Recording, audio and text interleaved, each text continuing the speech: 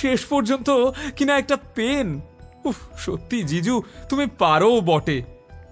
এতগুলো লোক উপহার পাঠিয়েছে, কিন্তু তোমার মতো ভিখিরি মার্কা গিফট আর অন্য কেউ দেয়নি। নিজের স্ত্রীকে ভালোবেসে একটা উপহার দিলে যে এতগুলো কথা শুনতে হতে পারে সেটা ঠিক ভাবতে পারেনি নীল। আদ্রিতা সেন সম্প্রতি একটি বিদেশি কোম্পানির সাথে ডিল ক্র্যাক করেছে। সেই সূত্রেই বাড়িতে আজ উপহারের বন্যা বইছে। এমন সময় একটা বড় বাক্স হাতে এগিয়ে এলো বাড়ির একজন কাজের লোক। দিদিমণি, এই উপহারটা বিজন দাদাবাবু পাঠিয়েছেন। বিজনের নামটা শুনেই আদ্রিতার যেমন মুখে হাসি ফুটে উঠল, তেমনি নীলের চোখে ফুটে উঠল রাগ। আদ্রিতার ইনভেস্টর কাম ফ্রেন্ড বিজনকে দু চোখে দেখতে পারে না নীল। আদ্রিতা খুশি মনে বাক্সটা খুলতেই দেখতে পেল একটা লাল পার্টি গাউন, সঙ্গে একটা ছোট্ট চিরকুট। কনগ্র্যাচুলেশনস আদ্রিতা, আজ সন্ধ্যায় এটা পরেই তুমি ডিল সাইন করবে, তারপর আমার সাথে ডিনারে যাবে। এই সব কিছুই বিজন করছে শুধুমাত্র তোমার সুযোগ নেওয়ার জন্য। ও ভালো লোক নয়। নিজের পকেট গড়ের মাঠ, এদিকে অন্যের গিফট দেখে হিংসেতে জ্বলে যাচ্ছে। ঠিক আছে, আমি তোমাকে একটা সুযোগ দিচ্ছি। এই ড্রেসটার দাম 50,000 টাকা। আজ সন্ধ্যে 7টার আগে এমন একটা ড্রেস কিনে দাও, আমি তোমার ড্রেস পরে ডিল সাইন করব। বিজনের সঙ্গে ডিনারেও যাব না। পারবে? পারবো। শুধু দোহাই তোমাকে, ওই বিজনের সঙ্গে ডিনারে যেও না। কথাটা যেন মনে থাকে। এটি সেন পরিবার, শহরের অন্যতম ধনী একান্নবর্তী পরিবার। তবে এই পরিবারকে সুখী পরিবারের অপবাদ পরম নিন্দুকেও দেবে না। পাহাড় প্রমাণ চিন্তা নিয়ে না খেয়েই নিজের ভাঙা স্কুটারে চড়ে রাস্তায় বেরিয়ে পড়ল নীল। এখন 12টা বাজে, হাতে বেশি সময় নেই। খুঁজতে খুঁজতে হঠাৎ একটা সাইনবোর্ডের দিকে চোখ যায় নীলের। সেখানে লেখা আছে, রক্তদান জীবনদান। এখানে উপযুক্ত মূল্যে রক্ত ক্রয় করা হয়। নীল জানত পয়সার একটা জোগাড় হয়ে গেছে। নীলের ব্লাড গ্রুপ বেশ বিরল, ও নেগেটিভ। বাজারে এর চাহিদা প্রবল। নিজের রক্ত বিক্রি করে ওর ভালোবাসার জন্য উপহার কিনবে নীল। নিজের প্রেমকে প্রমাণ করতে চায় সে। এদিকে সাইনবোর্ডের ঠিকানায় পৌঁছতেই ডাক্তাররা লুফে নিল তাকে। ডাক্তারদের জোর জবরদস্তি করে পুরো 2 বোতল রক্ত দেওয়ার পর নীল পেয়ে গেল 30,000 টাকা।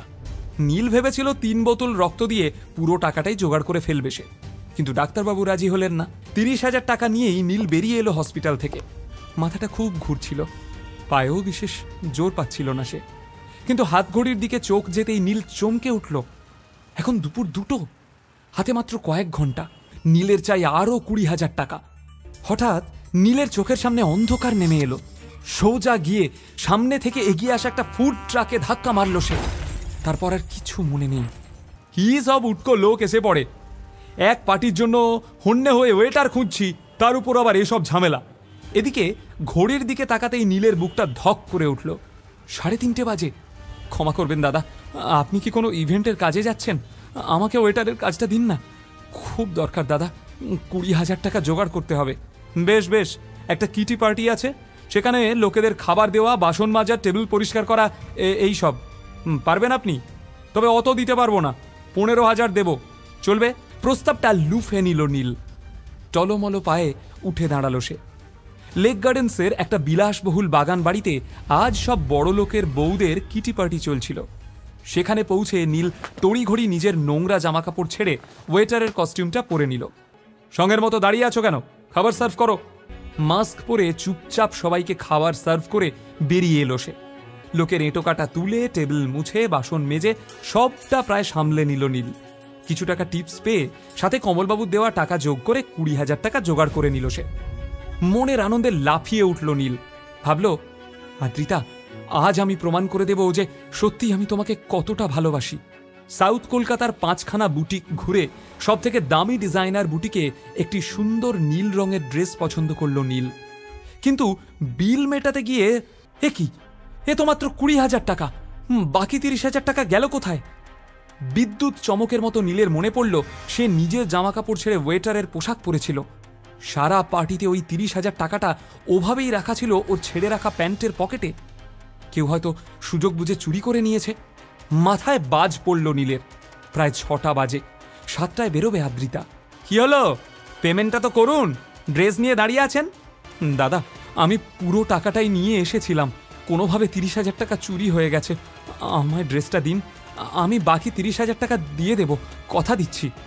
যে অবস্থায় দোকানে এসেছিলে দেখেই বুঝেছিলাম কেনার ক্ষমতা নেই। এই কে আছিস, ঘাড় ধাক্কা দিয়ে বের করে দে এটাকে। সারাদিন অক্লান্ত পরিশ্রম করেও ভাগ্যের কাছে হেরে সেন বাড়িতে ফিরল নীল। বাড়িতে পা রাখতেই চিত্রা ঘুঁটের মালাটা পরিয়ে দিল নীলকে।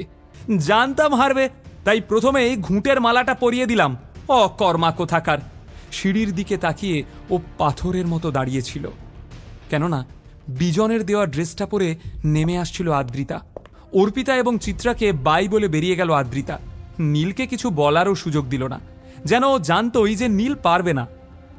মনের দুঃখ মনেই চেপে রেখে নিজের ঘরে ফিরে এলো সে। হঠাৎ পাশের ঘর থেকে আসা টিভির নিউজ শুনে স্থির হয়ে গেল নীল। দেশের অন্যতম এবং পূর্ব ভারতের বৃহত্তম নির্মাণ সংস্থা রয় চৌধুরী কনস্ট্রাকশন লিমিটেডের ভবিষ্যৎ এবার বড়সড় প্রশ্নচিহ্নের মুখে। বিপুল লোকসানে চলা সংস্থাটি যে কোনো দিন দেউলিয়া হয়ে যেতে পারে। হঠাৎ খুব ব্যস্তভাবে নিজের সস্তার ফোনটা উঠিয়ে নিল নীল, আর দেখল 40টা মিস কল আর 10টা টেক্সট মেসেজ। এমন সময় ফোন আবার বেজে উঠল। নীল ফোনটা রিসিভ করতেই ওপার থেকে এক বৃদ্ধের কণ্ঠস্বর ভেসে এলো। হ্যালো নীল। বলুন মিস্টার শশাঙ্ক রায় চৌধুরী। কেমন আছিস দাদু ভাই? তোকে বড় মিস করি। এতগুলো বছর লেগে গেল আমায় মিস করতে? জানি বাবা, তুই রেগে আছিস। যে অন্যায় আমরা তোর সাথে করেছি তাতে তোর রাগ হওয়াটাই স্বাভাবিক, কিন্তু বিশ্বাস কর, এতগুলো বছরে একটা দিনও তোর কথা না ভেবে আমি কাটাতে পারিনি। খবরে শুনলাম রয় চৌধুরী গ্রুপ অফ ইন্ডাস্ট্রিজ ডুবতে চলেছে, তাই আমায় মনে পড়ল। তো তোর কি ধারণা আমি এতদিন পরে বিজনেস ম্যাটার ডিসকাস করতে তোকে ফোন করেছি? না রে পাগল, আমি তো শুধু তোর গলাটা একবার শুনবো বলে। গলা শুনে নিয়েছেন? বাই। না না, ফোন রাখিস না দাদু ভাই। আমি জানি আমাদের পাপের ক্ষমা নেই, কিন্তু আমার দাদু ভাই তো অনেক বড় মনের মানুষ। আমি জানি আমি আপনাদের মতো ছোট মনের মানুষ নই। আমি আপনাদের ক্ষমা করে দিয়েছি। আপনারাও ভালো থাকুন আর আমাকেও শান্তিতে থাকতে দিন। কিন্তু দাদু ভাই, আমি যে একেবারে ভালো নেই। কেন, কি হয়েছে? পোড় খাওয়া শশাঙ্ক হাড়ে হাড়ে জানেন যে গরু দুধ দেয় তার লাথিটাও হাসি মুখে হজম করে নিতে হয়। এতক্ষণ ধরে সেটাই করছিলেন তিনি, কারণ নীলের কাছেই আছে রয় চৌধুরী গ্রুপ অফ ইন্ডাস্ট্রিজকে বাঁচানোর জীবন কাঠি। তাই কথায় যথাসম্ভব যন্ত্রণা এনে বললেন শশাঙ্কবাবু, বয়স হয়েছে আমার, শরীরের কলকবজাগুলো এবার আস্তে আস্তে জবাব দিচ্ছে। কখন আছি কখন নেই ভীষণ দেখতে ইচ্ছা করে তোকে। আয় না একবার চোখের দেখাটুকু দেখে নিতে দে। নীল জানে এই হঠাৎ উপচে পড়া স্নেহের কারণ শুধুই ভালোবাসা নয়, কিন্তু উদ্দেশ্যটা কি সামনাসামনি না বসে সেটা বোঝা সম্ভব না।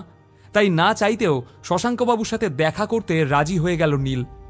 ঠিক আছে, কিন্তু এটাই শেষবার। তবে আমি বাড়িতে আসছি না, অফিসেই আপনার সঙ্গে দেখা করে নেব। বাই। আর কোনো কথা না বলেই ফোন কেটে দিল সে। নীল বোকা নয়, ও জানে রয় চৌধুরী গ্রুপ অফ ইন্ডাস্ট্রিজ ডুবতে বসার খবর মার্কেটে রটে যাওয়ার পরেই হঠাৎ শশাঙ্ক রায়চৌধুরী ওকে মিস করা শুরু করেছেন। এর মানে আর যাই হোক, স্নেহ ভালোবাসা হতে পারে না, কিন্তু স্বার্থটা কি? তখনই নিজের ল্যাপটপ বের করে ইন্টারনেটে রয় চৌধুরী গ্রুপ অফ ইন্ডাস্ট্রিজ সম্পর্কে যাবতীয় তথ্য সার্চ করে নিল নীল। কোম্পানির একটা গোপন তথ্য হাতে পেয়ে আনন্দে লাফিয়ে উঠল সে। এতদিনে তোদের বাগে পেয়েছি, দেখ কি করি এবার। কিন্তু প্রশ্ন হলো, সত্যি কি রয় চৌধুরী গ্রুপ অফ ইন্ডাস্ট্রিজ ডুবতে চলেছে? এতগুলো বছর পরে হঠাৎ শশাঙ্ক রায়চৌধুরী এত মরিয়া হয়ে নীলের খোঁজ শুরু করলো কেন? নীলকে তার এত কিসের প্রয়োজন? কি এমন আছে নীলের কাছে যা দিয়ে রায়চৌধুরীর কপাল আবার খুলে যেতে পারে? আদ্রিতার ভালোবাসা কবে পাবে নীল? কবেই বা ও হয়ে উঠবে এই দুনিয়ার বস? নিচের ইনস্টল বাটনে ক্লিক করুন এবং পকেট এফএম ডাউনলোড করুন।